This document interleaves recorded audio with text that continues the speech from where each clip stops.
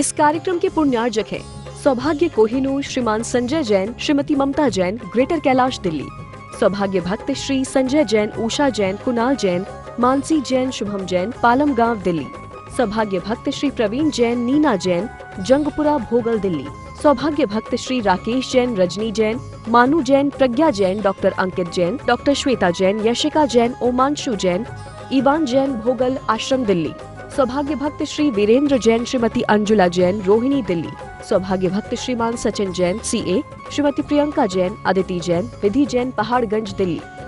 महानुभाव, जीवन में आना जाना, उठना बैठना, खाना पीना, बोलना सुनना सबको आता है। जीवन में आना जाना, बैठना उठना, बोलना सुनना, खाना पीना सबको आता है। लेकिन जीवन में यदि ढंग से उठना बैठना खाना पीना बोलना आता है तो वह सबको नहीं आता है। खा तो सभी रहे हैं, बोल तो सभी रहे हैं, चल तो सभी रहे हैं, लेकिन इन सब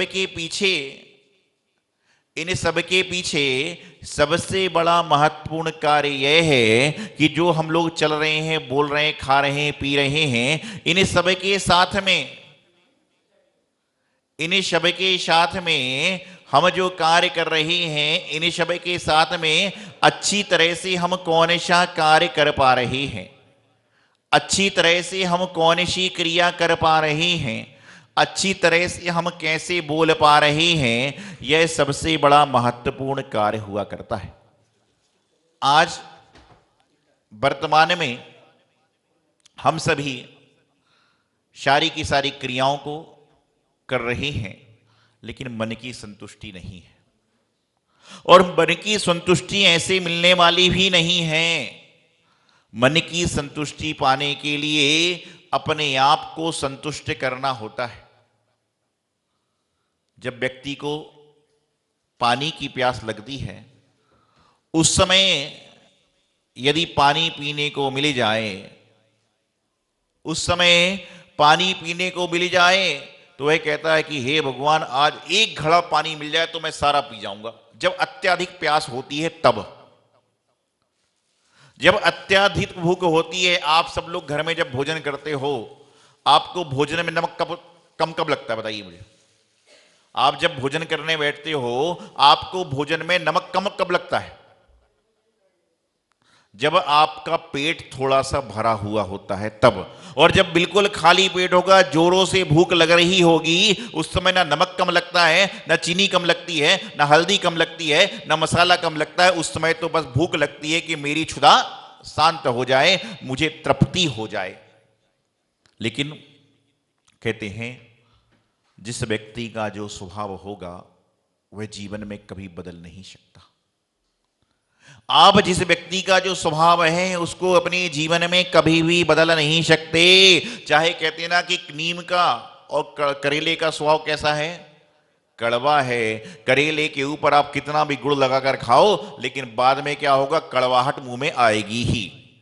और शक्कर के ऊपर कितना भी मिर्ची खाओ, लेकिन बाद में आपको शक्कर का स्वाद आएगा ही। स्वभाव, ये जब तक इंसान अपने स्वभाव में परिवर्तन नहीं लाता, जब तक उसके जीवन में विभाव परिणाम चलते रहते हैं। एक बार एक नगर के राजा प्रातःकाल राज्य भ्रमण को चले। उन्होंने संकल्प किया कि मुझे आज जो सबसे पहला व्यक्ति मिलेगा उसको मैं संतुष्ट करके रहूंगा। क्या कहा? जो सबसे पहला व्यक्ति मुझे मिलेगा मैं उसको जरूर संतुष्ट करूंगा। और चांस की बात है कि सबसे पहले भिखारी ही मिल गया। भिखारी, सबसे पहले भिखारी ही मिल गया। तो उन्होंने भिखारी को देखा और उसके पास एक तांबे का सिक्का उछाल दिया। भिखारी ने उस तांबे को सिक्के को लिया, गलती से तांबे का सिक्का नाली में गिर गया। गलती से वह तांबे का सिक्का नाली में गिर गया। भिखारी नाली में हाथ डालकर सिक्का ढूंढने लगा। राजा ने उसे एक तांबे का सिक्का और दे दिया। उसने उसको जेब में रखा, फिर भी नाली में हाथ डाल रहा है। राजा को लगता है संतुष्ट नहीं हुआ है। उसने उसको एक चांदी का सिक्का दे दिया। उसने चांदी का सिक्का जेब में रखा, फिर भी वह नाली में हाथ डाल रहा है। राजा को लगा इसको संतुष्टि नहीं हो रही है। उन्होंने उसको एक सोने का सिक्का हाथ में दे दिया। उसने सोने का सिक्का हाथ में रखा, फिर भी वह नाली में हाथ डाल रहा है। राजा को लगा यह संतुष्ट नहीं, क्योंकि राजा का नियम हो गया था कि मैं उसको संतुष्ट कर दूंगा जो पहला व्यक्ति मिलेगा।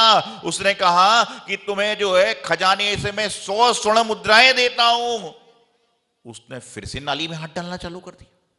ऐसे बात बढ़ते बढ़ते राजा के उद्यान, राजा का महल, ये तक कह दिया कि मैं तुम्हें आधा राजपाट देता हूं, तो भी वह नाली में हाथ डाल ही रहा था। अब राजा से रहा नहीं गया। उसने कहा कि भाई तुझे सोना दे दिया, चांदी दे दी, राजपाट दे दिया, तो भी तू नाली में हाथ क्यों डाल रहा है?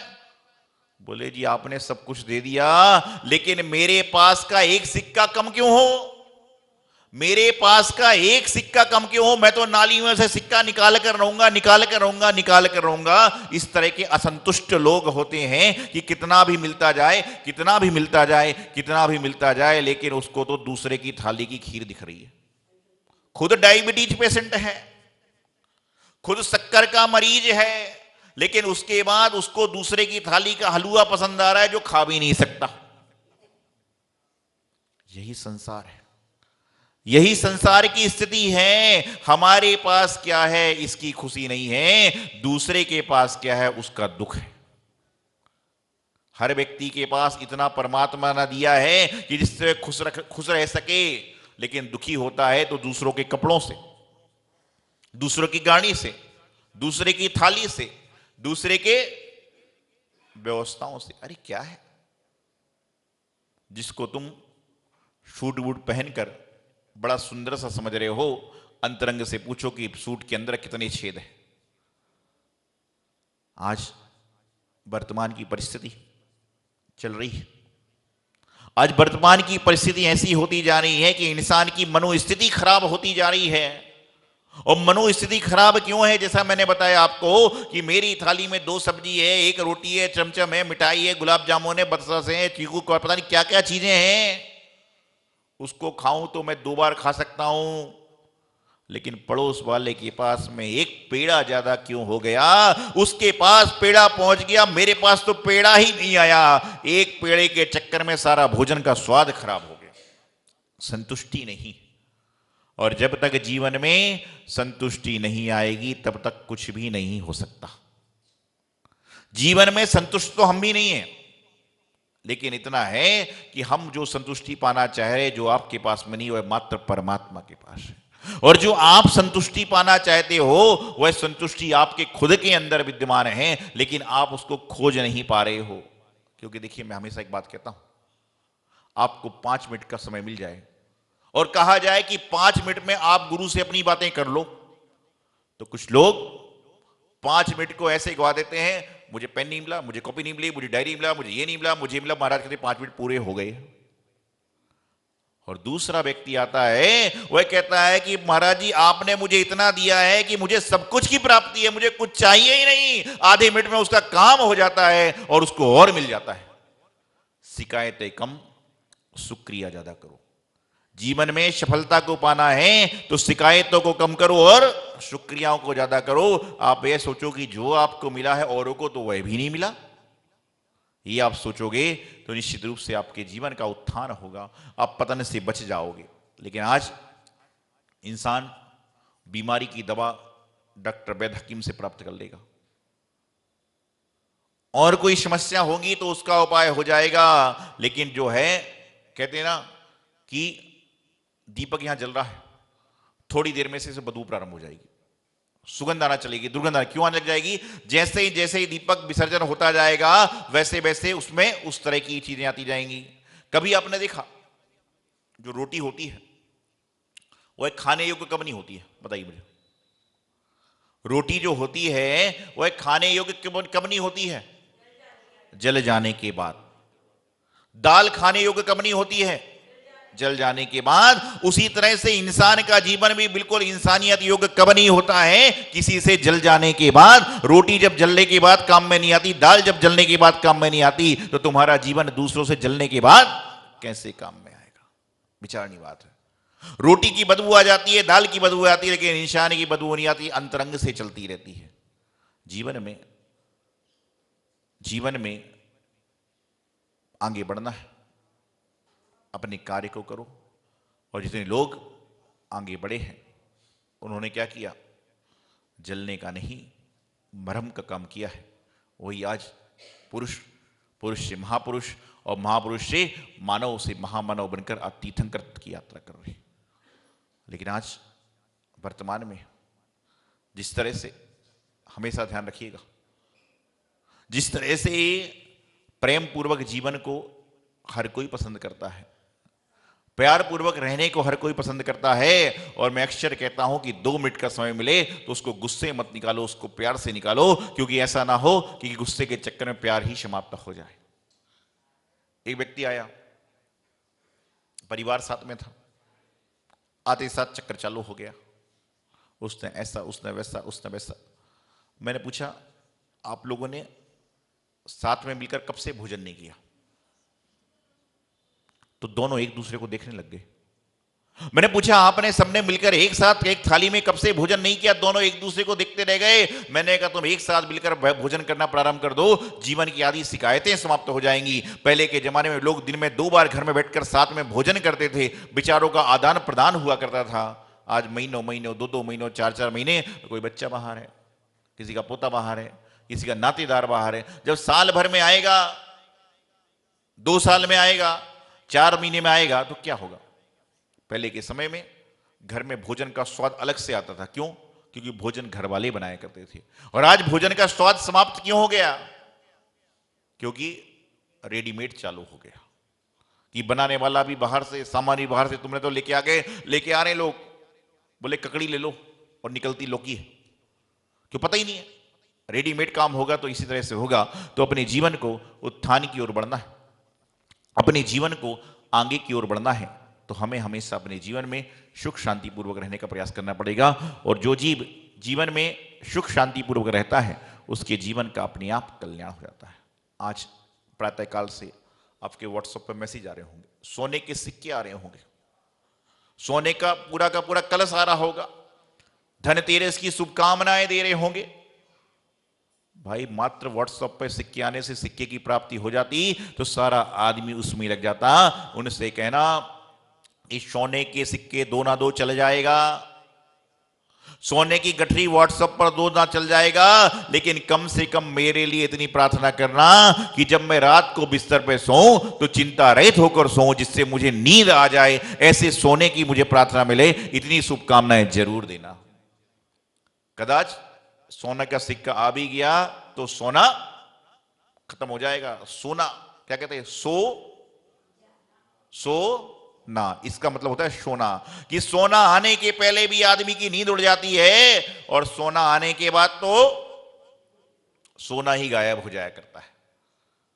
तो जीवन में आज धनतेरस के दिन लोग आपको धनतेरस की शुभकामनाएं दे रहे हैं। संत महात्मा कह रहे हैं कि आज धनतेरस नहीं, ध्यान तेरस है। कोई धन्य तेरस कह रहा है, कोई धन्य तेरस कह रहा है। और सचमुच में तो ये तेरस इसलिए महत्वपूर्ण है कि इसमें धन मिलता, ऐसा नहीं है।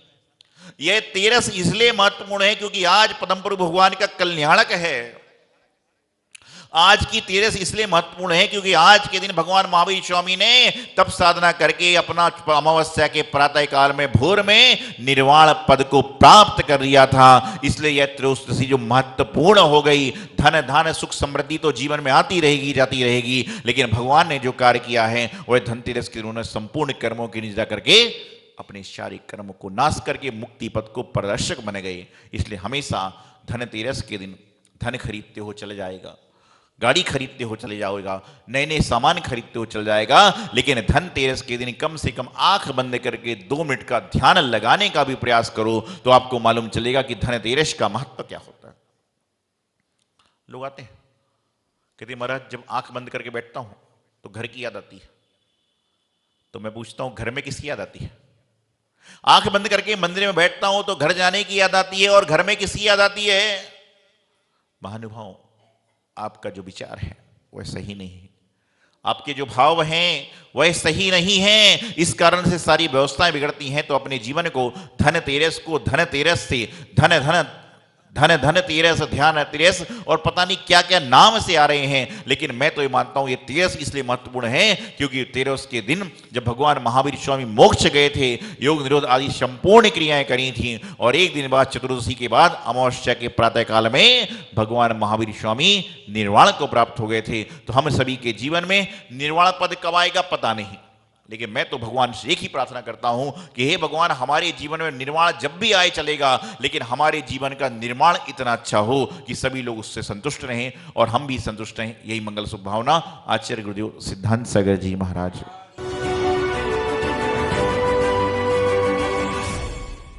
चिंतामणि पार्श्वनाथ भगवान की जय। आचार्य श्री सिद्धांत सागर जी महाराज की जय। आचार्य श्री सौभाग्य सागर जी महाराज की जय। बुंदेलखंड केसरी आचार्य श्री 108 सिद्धांत सागर जी महाराज का 35वां दीक्षा दिवस।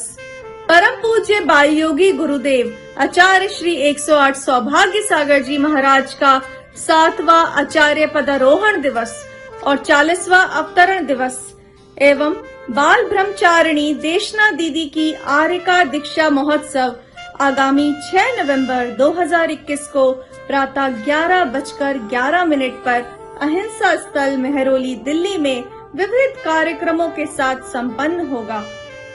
इसके साथ ही 5 नवंबर को आप आनंद ले सकते हैं भजन संध्या का, जिसे सजाएंगे सुरों के सम्राट रुपेश जैन जी। आप सभी पधारकर धर्म लाभ लें। जय जिनेंद्र। इस कार्यक्रम के पुण्यार्जक है सौभाग्य कोहिनूर श्रीमान संजय जैन, श्रीमती ममता जैन, ग्रेटर कैलाश दिल्ली। सौभाग्य भक्त श्री संजय जैन, उषा जैन, कुणाल जैन, मानसी जैन, शुभम जैन, पालम गांव दिल्ली। सौभाग्य भक्त श्री प्रवीण जैन, नीना जैन, जंगपुरा भोगल दिल्ली। सौभाग्य भक्त श्री राकेश जैन, रजनी जैन, मानू जैन, प्रज्ञा जैन, डॉक्टर अंकित जैन, डॉक्टर श्वेता जैन, यशिका जैन, ओमांशु जैन, इवान जैन, भोगल आश्रम दिल्ली। सौभाग्य भक्त श्री वीरेंद्र जैन, श्रीमती अंजुला जैन, रोहिणी दिल्ली।